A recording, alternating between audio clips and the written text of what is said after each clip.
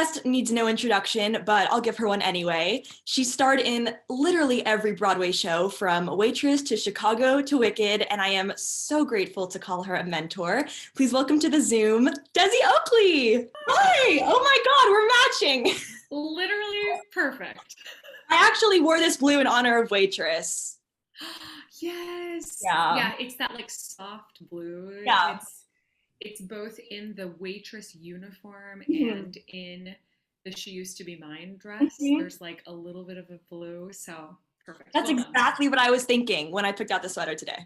Well done. Well Thank done. So first of all, I am beyond ecstatic that I even know you, let alone that you're doing this interview.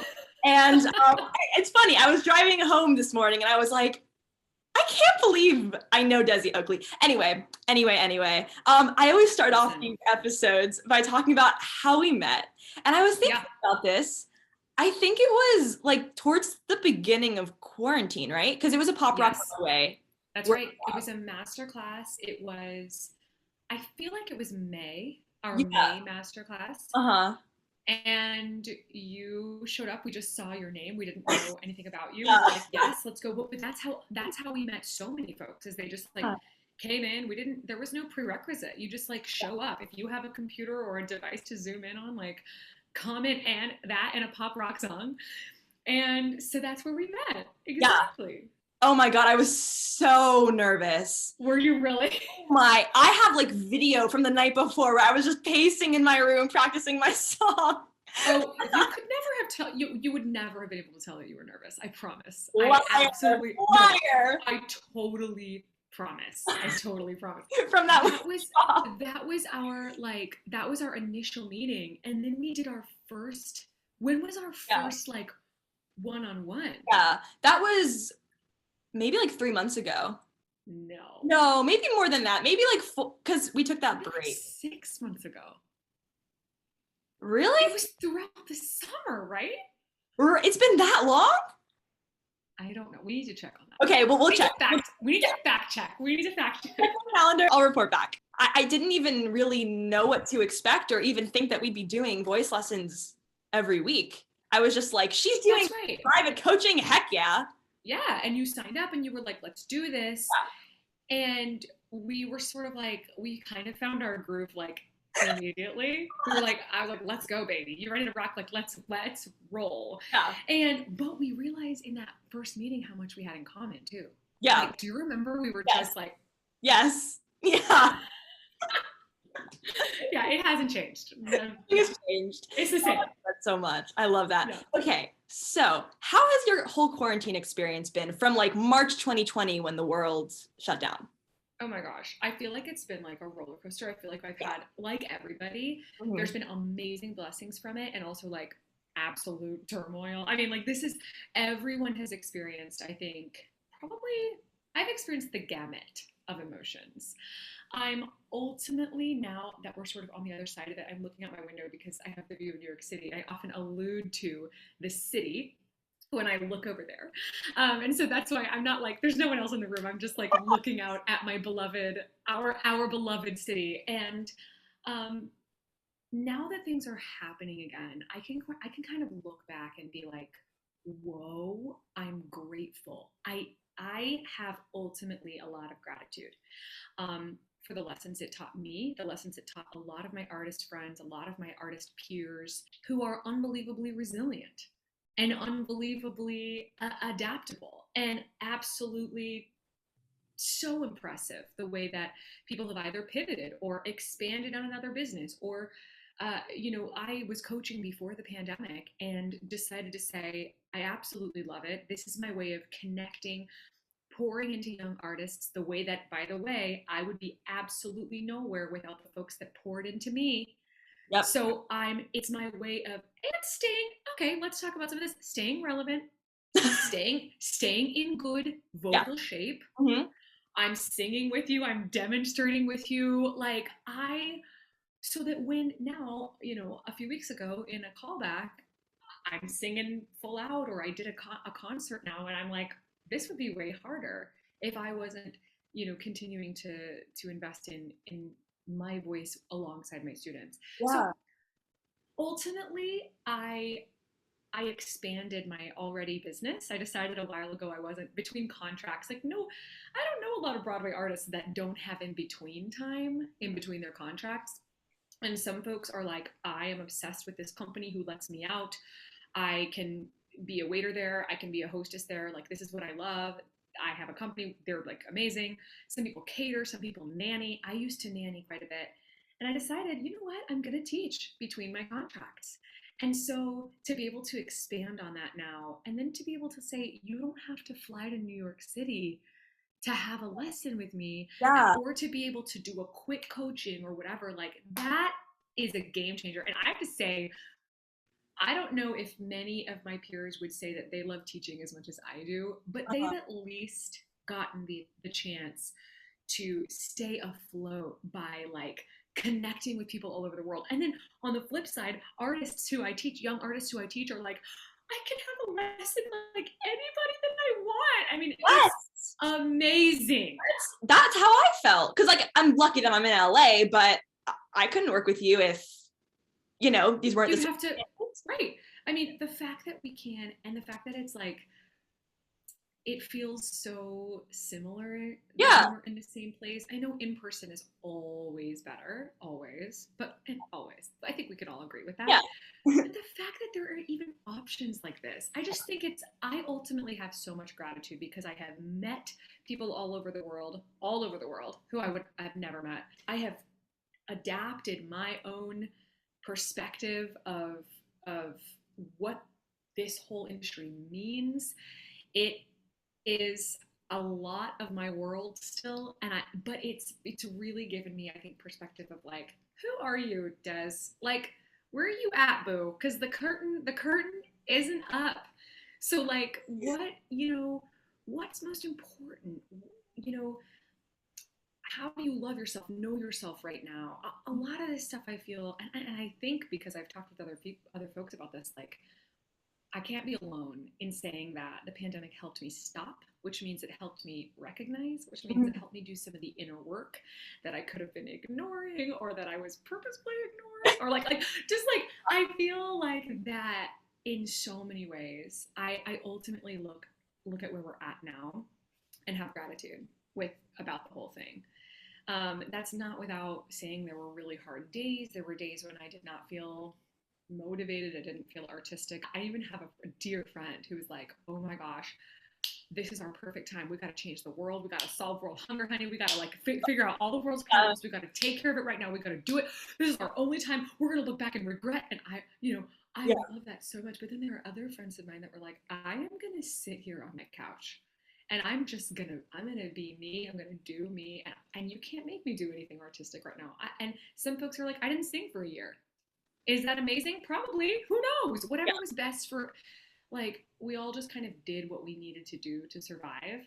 Mm-hmm. My default mostly was let's move and groove. Let's move and groove while we can. But I sure as heck let myself have days where I was an absolute couch potato and was artistically completely unfulfilled, and I let all that happen too. So that's kind of the nutshell. But ultimately, I look back and have a lot of gratitude for the time. I really do. Has the pandemic changed the way you viewed being a performer? Um, yes and no. I feel like it makes me appreciate. I think interesting response to that. I don't think I've ever appreciated how much I've done as a performer until I've stopped. You know, when you're in it Yeah. and you're like, you're just going, or a loved one might say to you, oh my God, Jules, you're amazing. You're killing it. And you're like, yeah, thank you, because that's an outside perspective Yes. Yeah. Yeah. Yeah. and you're just like doing it. Yeah. So I feel like I've stopped and I've been like, oh my gosh, like I've done so much.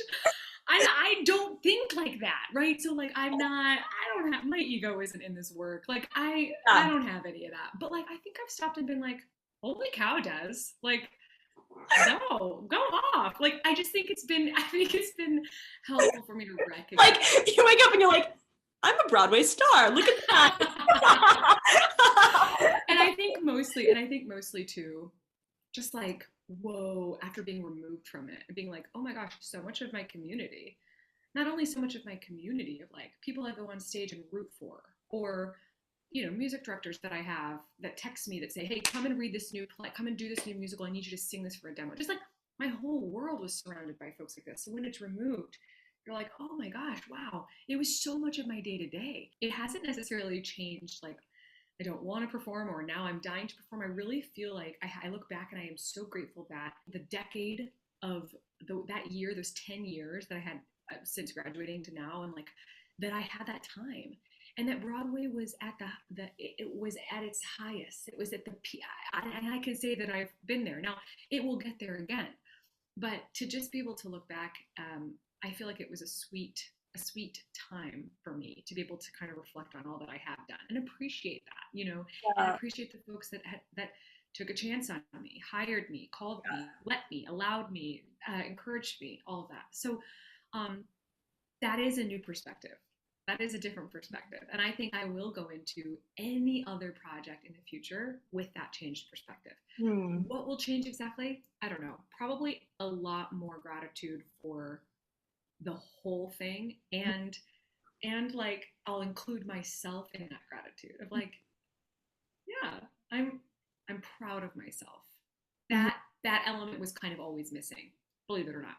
So I feel like that I understand that. Yes. So I feel like that part, I'll put myself in the celebration circle, and in the gratitude circle. That's a huge like awakening. Because I feel like someone could look at you and be like, how do you not jump up and down every day with what you've done? But then you're like, but I'm a hamster on a wheel and I just keep running and I don't stop to like, smell the roses. Exactly. So I think for me, it helped. It really helped. And I hope a lot of us feel that way. Artists, especially theater workers and arts workers, I hope feel that way. Feel like that there's some sort of silver lining. But I've also taken time in my adult life to say that if something sucks, it's allowed to suck. My nature is to find the silver lining, the sunny side up kind of idea. But it's also okay to say this really sucks, and to kind of leave it there. And that's actually okay too, because I'll tell you right now, a lot of art can come from that. And if you're at the bottom, you can only go up, and like there's so much inspiration in all of that. And inspiration for troubles can mean artistic inspiration, fulfillment. You're like, I want to pull myself up out of this. How do I do that? My gifts. Ooh, what gives me joy? Ooh, my passion. So there's two sides to it, but I ultimately feel gratitude. Oh my God, such a long-winded answer. I'm so sorry. I will get faster, I promise. Okay. This is an odd question that you probably haven't been asked before, but oh my God, I'm so ready. But not a lot of pressure on it. Maybe you have been asked before. Your water bottle. Now I'm sad that I'm okay. Yeah. So, wait, you gave me this. Should we just say you gave me this beautiful sticker? It says, "A dream needs believing." Yes. From a sweet, sweet show. We know that show. Okay, no, go on with your question. Okay. No pressure. Zero pressure. How would you describe yourself as a kid? Oh, as a kid. Yeah. Like growing up. Yeah, I always had energy. I was certainly no child prodigy. I was energetic and excited and open, but I was not somebody I was no star. I was no, like, I would never have been cast in Annie as Annie. I mean, maybe one of the other orphans or something who did Hard Knock Life. Like, I was not, you know what I'm talking about. Okay. She comes, she just runs out with the bucket, and then she goes away. Okay. So I feel like I came into my artistry. I was always interested and fascinated with music. I started studying piano at age 8, and took to it right away. Loved it and connected to it. So I feel like even that in and of itself, I was just even talking to you, I have an 8-year-old piano student, and to be able to think back then, there had to have been something that was sparked in me. You don't easily get a bunch of 8-year-olds to sit down and start playing an instrument. Like, that's not common. So I feel like because something was there, I started composing on the instrument right away, which also showed a lot of freedom. I wanted to make it my own. I wanted to make it sound like my own. So my teacher facilitated that, actually, which is a big reason why I feel like I am the songwriter that I am, is because my teacher said, we will do the work, you'll study the technique, and then at the end of every lesson I'll set a timer for 60 seconds and you can create your own song. And then you can tell me what the name of the song is. And I'm going to tell you that it's beautiful every time because you created That's it. amazing. And that freedom, because why in the world would I ever have the audacity to write something and then think somebody wants to hear this? That facilitation, that is people who do that, and I actually believe any artist who's putting themselves out there, somewhere along the line, they either believe it or they were made to believe that it is good, it is beautiful, because it is coming from you. And otherwise, why would we do it? How would we have the audacity? I was joking with someone the other day of like, what we do is hilarious. What gives me, seriously, the audacity to be like, everybody, all 2,000 of you, watch me, wait till I finish, applaud. Okay, like, what is this? What is this? Okay, I'm just saying, so you gotta have somebody who said, you are in the right place. Like, otherwise, why in the world, how does that happen? No, you're so right. So as a kid, I had energy, I had excitement, I was always curious, always wanting to learn, a people person. I was the kid at the grocery store who's like, what's your name? Hi, like always talking to you. And, the parents are like, sorry, like apologizing because, the child is like, hi.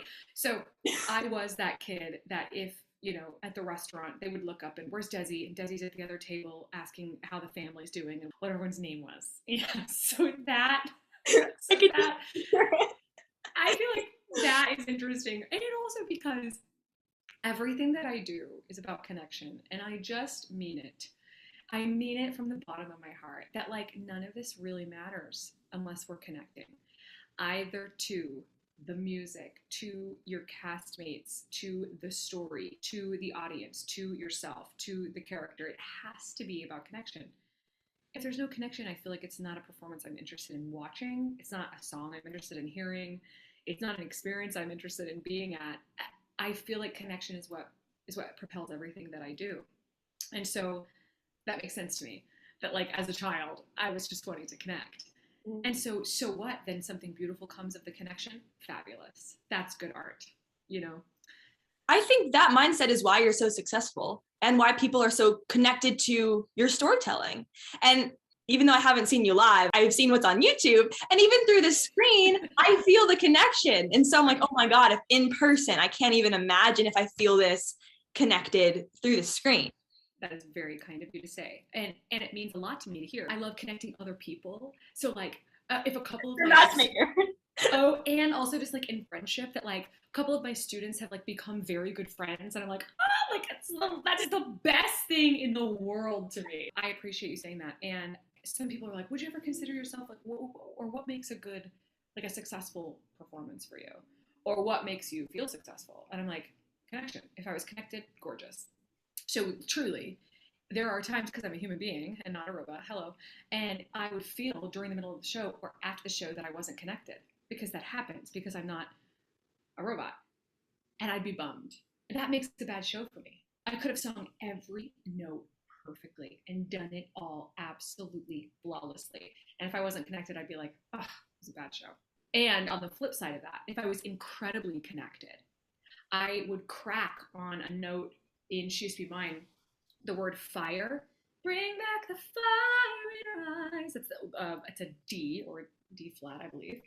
And it's up right on the break. And if I had been crying, which I had been, occasionally that note would fall out of place. But I was so dang in it that I didn't care. Ever. Yeah. Didn't freaking care. And they didn't either. No one walked out. No one goes, oh, she cracked on the word fire.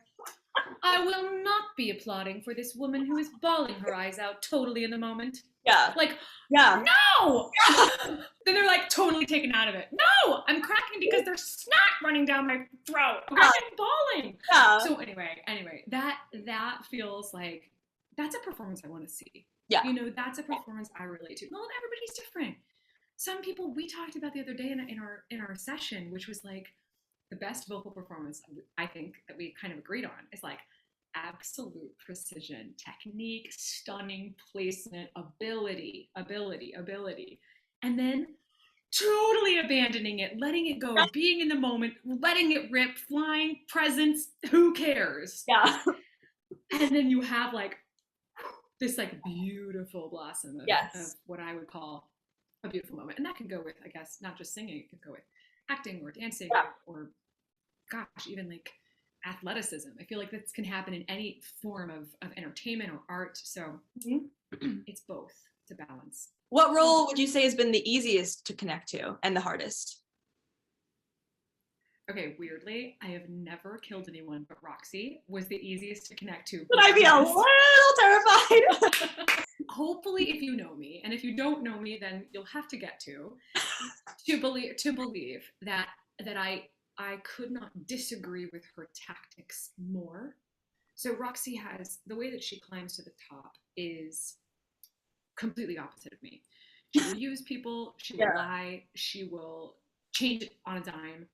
She doesn't care who or what is in her way, she will climb over it. That part of Roxie, including killing someone and lying and getting out of it, all that stuff, okay?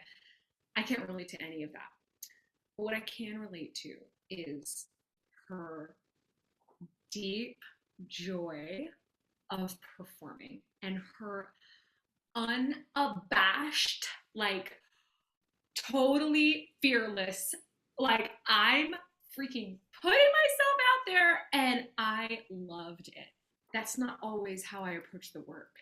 So finding that side of Roxie allowed me to find that side of me.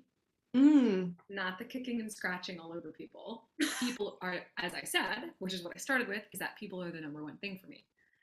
I wouldn't do any of this if I was completely alone and had to like live in a dirt hole by myself. I wouldn't do any of it. I feel like finding Roxie's just like, here I am, completely unapologetic. I want to perform. I don't care how I get there. I want to perform. That was fun to find for me. And it came at a good time in my life where I needed to be reminded of that. So I absolutely had it was the most freeing I've ever felt on stage in my life. Wow. Interestingly, is that I've lived a bit of in my, what I would call a short life so far, I've lived a lot.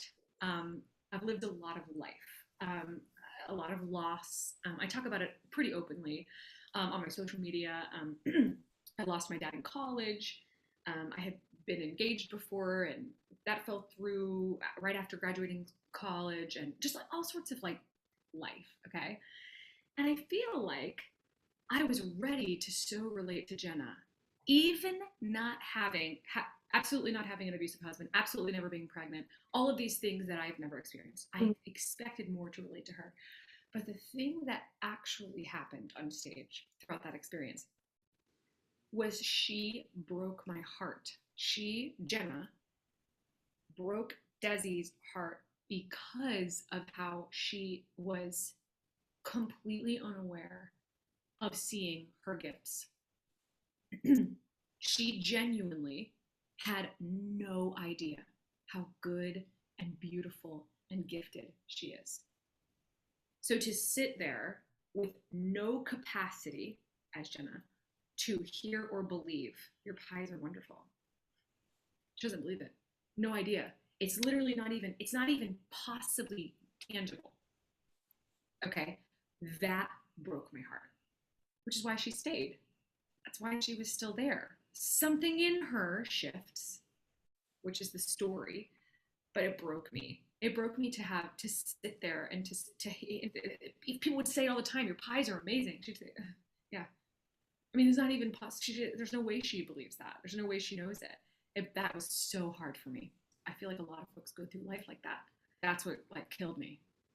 That's so interesting. So then what were you able to connect with? She did have something in her. And now I know Roxie and Jenna, okay, they would not get along, right? Okay.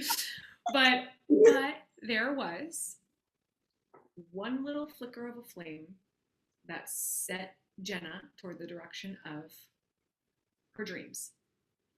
In that moment, high contest, to make enough money to leave Earl, to eventually find happiness. But her dreams, her gifts, high contest, sharing her gifts, winning a medal for her gifts, etc. That is the desire. That's a dream. It was in there. Something set her in that direction. It happens, I would say, like a third of the way through the show. So that third of the way through the show, I loved finding this. There could be hope, which is even more devastating. And where She Used to Be Mine comes from is because that hope is snuffed all at once, right before that song, which is why the song is important. And then, in my opinion, spoiler alert, the finale is when the hope rebuilds again and we start all over. That is how I connected to her, is that she's a good human, good capital G, who makes mistakes, big ones, and really messes it all up, but like still deserves happiness, you know? Yeah. So that was something that was really helpful. And occasionally, after a lot of time and balance, I could tap into the experiences when I have had loss during the pivotal moments like She Used to Be Mine, or a few moments that we see glimmers of that loss for her, which then I was able to kind of channel my own, which was helpful. But do you feel like you're able to kind of get that out, or do you not enjoy sitting in that? Yeah, no, I think both. I finally found the balance. We didn't start with the balance there. Yeah, no, for sure. We tilted way too far in the other direction, which is like, get me out of here. Okay, so that was not good. And I feel like all artists at some point have to find the line of how much of myself am I putting in this and how much am I gonna, which is a lesson I had to learn. If I was able to connect in the way that I wanted by using it as a tool, by using a previous experience as a tool, that's success to me. And if folks were able to connect to me using it as a tool and it made sense, that's beautiful. And then gratitude. I'm so grateful I had something to be able to connect to, like a tool like that. I'm so grateful. Would I have been able to? Would I have gotten the role? You know, I cried in the room at my final callback with Sarah Bareilles, and I was a little puddle, you know. And they saw something, and possibly, you know, would I have been a puddle? Could it have seemed fabricated? Would it have looked less authentic had I not been through what I've been through? You know, so then gratitude. Oh, that's a full circle moment from what I just said about like the pandemic and like the challenges. Would you say that playing Jenna or just doing Waitress was, or so far has been the easiest show to sing for you? Absolutely. Yeah. I hate saying that. So I hate, but it is. It is for, I think if the style was different, I would say that it's in a challenging range, but it's because of the style that it was the easiest show by far. Okay. And then character-wise and story-wise, would you say it was like one of the hardest, just like, that's so interesting. So then overall, would you say it was the hardest story to tell? Yes, I would. When you were traveling, doing this show, like 8 times a week, right? On the road. Exactly. Were you able to leave, especially after a show where you like left your heart on the stage? And then were you able to just like, I don't know, leave it and then go home? Or were you always carrying some of it? Sometimes it ebbed and flowed. Yeah. It ebbed and flowed. If I think on the road, there's so many challenges. I've traveled. That was my 3rd national tour. There can be really beautiful distractions. And I say that specifically, like the cast might be in a beautiful city with a beach, or the Airbnb that you got because you opted out of the hotel is so charming. And so you can you leave the theater and then, oh, my environment helped me leave. And I feel, wow. And I would call that a bit of a distraction. The reason I say distraction is because for me, I've never viewed that as like real life. I mean, of course it's real life. I'm living it. And I've done 3 national tours. I think there was a lot of life in there. But I think that it depended on where I was. And so if I was in a challenging city where my circumstances weren't helpful for me, absolutely, I would kind of go through a dip or I would have to use other tools to kind of get myself out of that. but absolutely, it had major challenges. And I think all of us who have played Jenna have some form of a growing and a learning, to look back on during their time in the role, in the contract. And hopefully, all of us who have played it can say that they're grateful for it and that it was ultimately a wonderful experience despite the hardships. And then I played it in London, and it was magic, because speaking of circumstances, like, oh, I love the story. My mom today, she was like, Julia, you need to make sure Desi tells that story. I mean, listen, I've told it so many times. If y'all have heard it, if you haven't, 9 hours notice, and I was overseas on a plane. Okay, the day later, I made my West End debut, and it was completely out of nowhere. I'm grateful to have said I played the role 7 months prior instead of a year and a half prior, which it would have been. It would have been if I hadn't jumped back out on the tour, because Christine Dwyer, who replaced me, got married, and they said, Des, do you want to come back for a couple of weeks while we give Christine a couple of weeks? And so luckily I had played it 7 months ago and not a year and something ago. So I feel, again, tons of gratitude for that. So yeah, I was there and covering illnesses, sicknesses, time away, a vocal injury. Like, it was a kind of the perfect storm. Certainly not for them. I have been. They're all I say it on the West End. And I say that so carefully, because I have been the person calling out. I have been the person who has had vocal, trouble. I have been sick. I have missed shows. And to have somebody, go on and be like, no, it's my time to shine. Like, it's so tricky. And I say it so sensitively that it was the perfect storm for me. And I know how difficult those 2 weeks were for the folks of the show.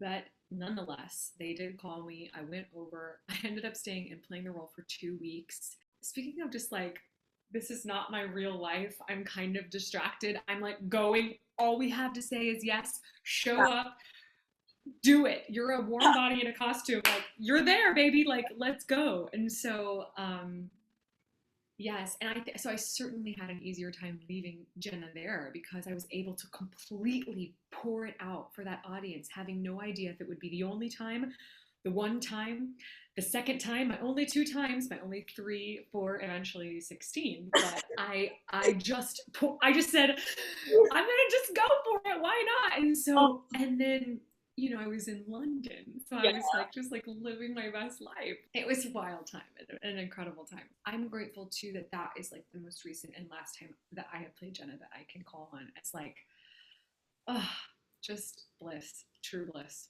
Yeah, mayhem, but bliss. My jaw is on the floor. That's so crazy. It was wild.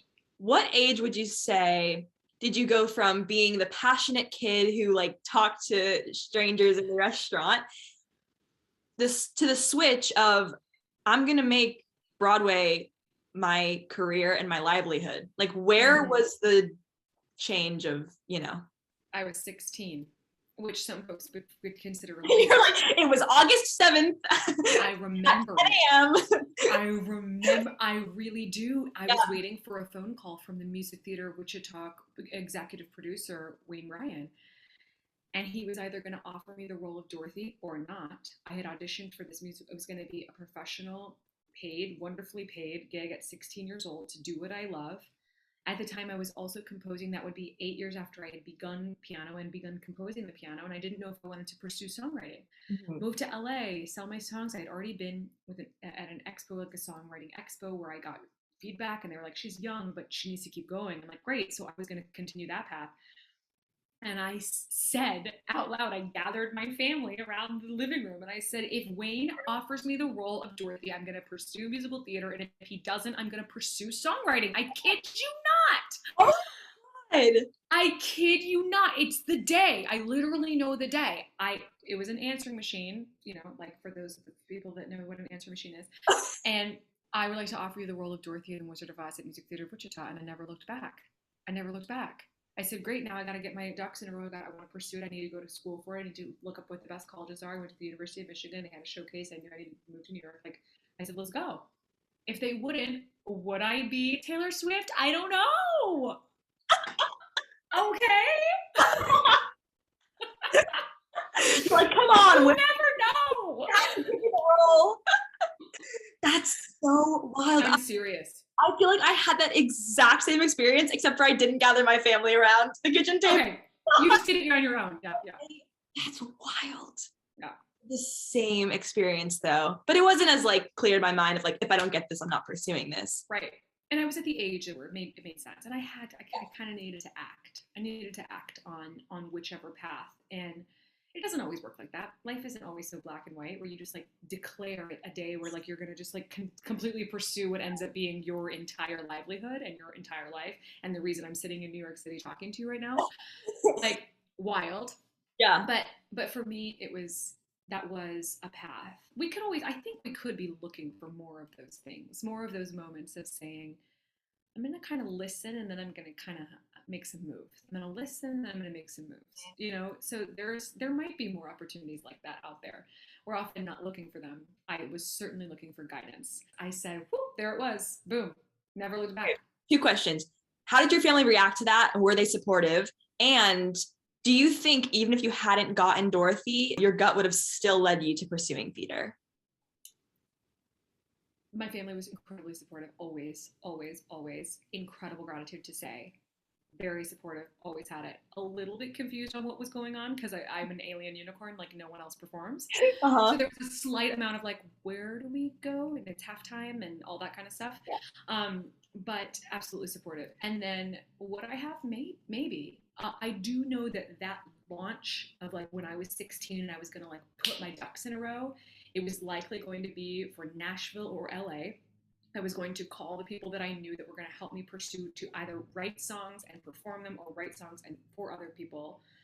And I was ready to like go. I was ready to go down that direction. So would I have performed maybe not my, because I now I perform my own songs in the city and I do gigs of my own, and I found a way to do sort of both.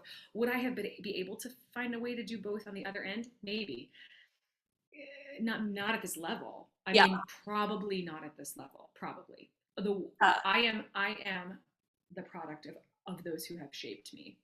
I did not come out like this. I am a product of those who have poured into me and shaped me, which is why I pour into you. So I don't know. My answer is probably not. Wow. Well, it's incredible that you're able to do both now, right? Yeah, it is amazing. It's my absolute dream. Like I'm literally living my dream. And now I'm excited to like book some concerts. Like now that the world is back, it's like I gotta like get some concerts on the books. So I always end with advice for younger self because that's my favorite question ever. And then just kind of like goals for the future. Younger self, trust yourself. You actually kind of know what you're doing. Okay. Like, trust yourself.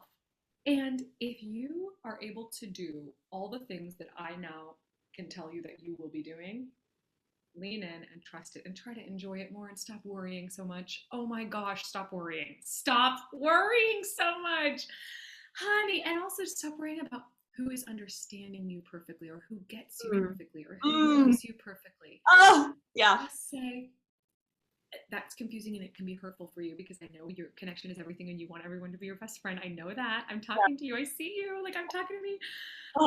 But let that go. Surrender. Let that go. Keep loving yourself and trusting yourself. I can tell you from this side that like it's all gonna work out beautifully. Even better than you could ever imagine. Future goals. Yes. Carving out more time for my writing. My ultimate goal will be to write a musical.